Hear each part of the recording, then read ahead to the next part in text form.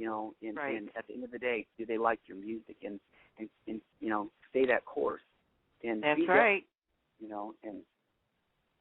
So because of course I get compared to a lot of people, from it's funny how it's always funny to hear what fans and people in even the industry they want to compare you to. I've been compared to Bryan Adams, Don Henley, Bon Jovi, of course Keith Urban, and and it's at first I was like, but now it's like, I take it as a very great compliment because these guys are great. They're some of my favorites. Exactly. And so that's it's just wonderful, and I'm just going to continue to keep writing great material, and working with great people. And I'm the type of guy, musician, that I like sharing ideals. It's a teamwork. You can never come and say you can do it yourself. It takes a lot of people to get you up that mountain, and it's a whole team, and so it's no one can do it themselves.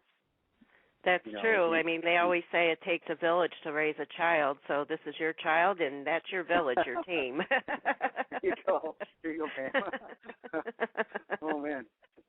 I got some crazy children. Yeah. No, I like that fun too. Yeah. If you ever come to Nashville, we'll have fun.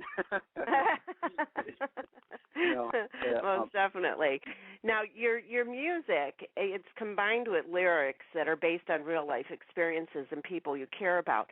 Why is that important to you?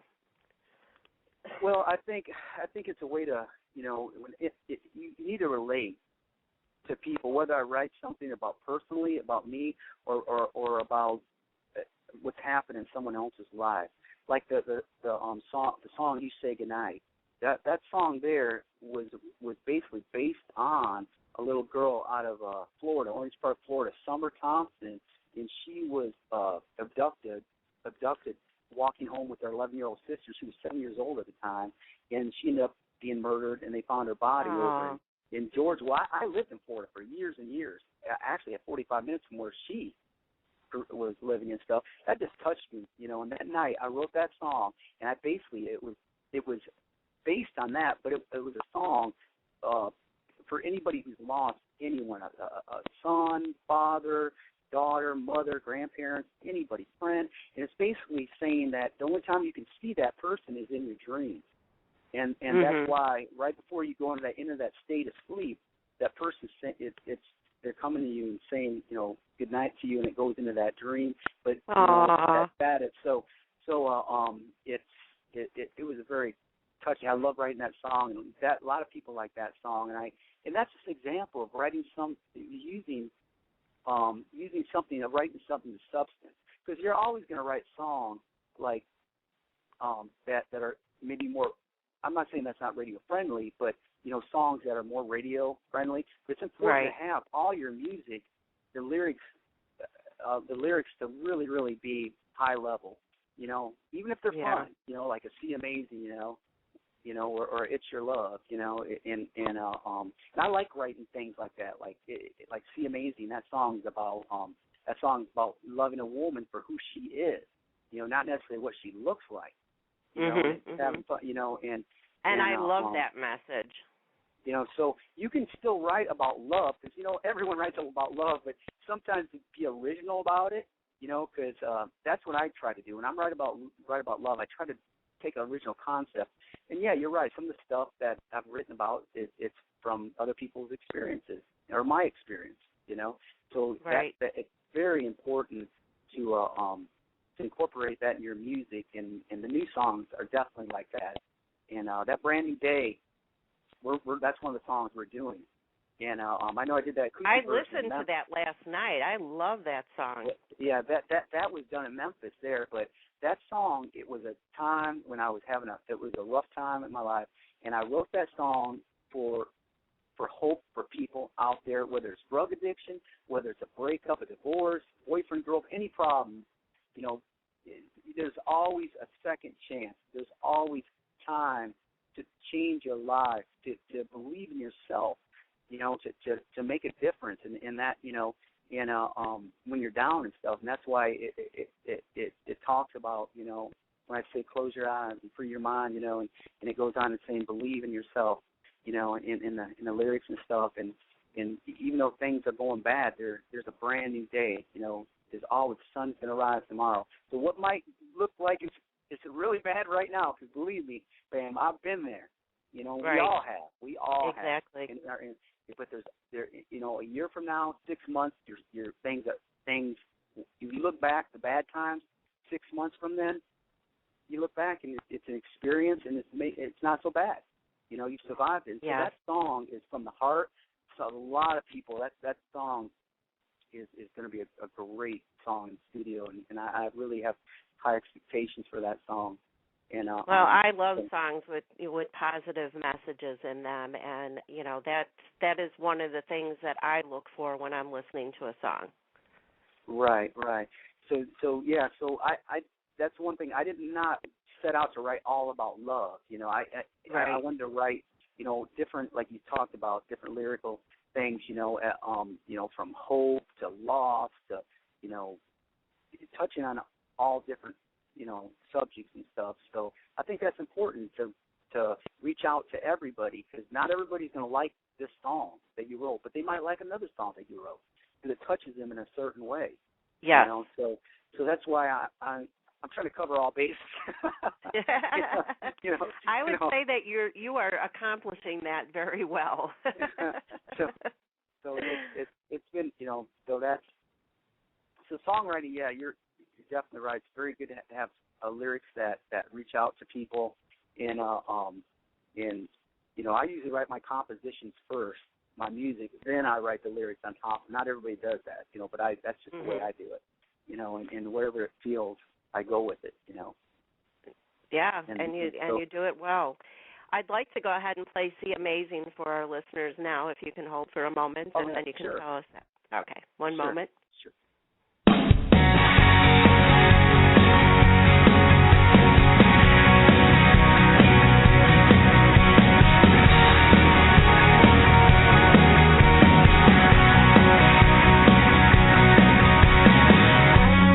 You don't have to impress me.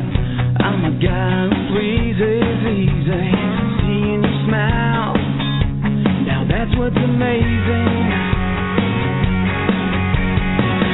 Hanging out with you through the weekend, making some love, nothing beats that. Holding you close, never letting go. Get your shoes off, let's get it started. We'll dance tonight like there's no tomorrow.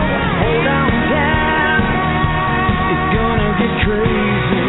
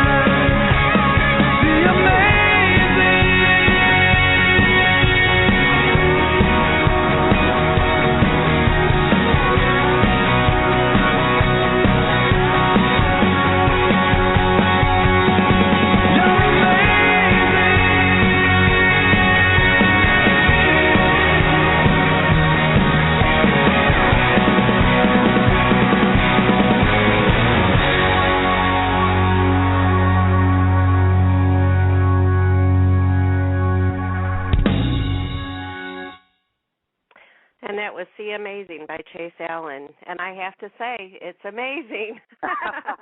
Chase, I appreciate it. That was a fun song. You know, that was a fun song to write. You know, and you know, it really, the songs. You know, all the guys that were able to get to play, that I had playing my music, and it just really, you can have a great song, but you really need to have, you know, great studio players. So I wouldn't have got there or this far without the guys, you know, like Kenny Greenberg. I mean, he was just out on tour with Kenny Chesney, Adam Schoenfeld. He played guitar on my stuff. He just was out with Tim McGraw. I mean, these guys are top-level guys and stuff, and in the studio, Treasure Isle, Quad Studios, Georgetown Mastering. I mean, all these people, I mean, they're the top-notch people. And to go back, though, to back up a little bit, when I came to Nashville, I'll tell you what, I did not know a soul, Pam. Didn't know a soul. Really? I never played in Nashville in my life because I was always playing the East Coast, West, South. You know, I never played in Nashville. And I didn't know anybody, so I was one of those guys that I didn't know anybody. Nobody. So I basically was one of those guys that from grassroots climbed my way up the ladder, you know, and had didn't have a lot of money. I ended up selling my car, you know, to go in the studio. A car. I mean, I sold a lot of equipment and stuff. I raised all the money myself, basically, and I didn't have, you know, I really didn't have any financial support from, you know, anywhere else, you know, and right. As far as, you know, the music and stuff, so I basically had to do it myself, take my time, and everybody was saying, hey, Chase, you need to do it this way. When I first got here, I said, you know what, I said, I see that tree there, that's the biggest tree, and I always told everybody, well, you guys are all climbing the little trees, I'm going to climb, it might take me longer, but I'm going to climb that biggest tree there, and when I'm done, I'll be able to look out all over you, all of you. So I was able to develop relationships with a lot of these guys, you know, and go to their houses and redo and do the music and stuff. And some of these guys that played for Carrie Underwood, and Keith Urban's guys and stuff. And the thing is in Nashville, you really have to stand on your own because they watch you. So if you're here for a year and you give up, you know, they want to see that longevity. They want to see Chase. Is he for real? Right. Is he going to be around? Is he going to be around in 2 years? 4 years. Most people, I mean, I've been here going on 4 years, working hard every day. But now, you know, you know, Rich Redmond, drummer Jason Aldean, he's a friend of mine, you know. I mean, guys like that, you know. So, I mean. I like your friends. Yeah, you know, so, I mean, I've developed B. James Lowry, good friend of mine. He's played on Faith Hill. He won ACM guitar player, Faith Hill's Breathe. Tim McGraw stuff. I mean, we're good friends. I mean, I talk, I mean, on basis with these guys, you know, a weekly basis, you know, and stuff, and they're great resources and stuff, but it comes down to you really have to do it. As far as your team, you have to have a team, but it starts with you doing all the work, leg work yourself. No one's coming at my door, knocking my door saying, Chase, you got to do this interview, or you got to go in the studios, or you got to get your musicians around to record more. I do it all myself. Timing, the studios, you know, I mean, it really is it's on your shoulders, but you have a team around you that helps support you. But it does right. fall. Well, it sounds like it's changing too, you know, because I knocked on your door for the interview. Oh yeah, that's true. Yeah. So yeah, some things are changing, but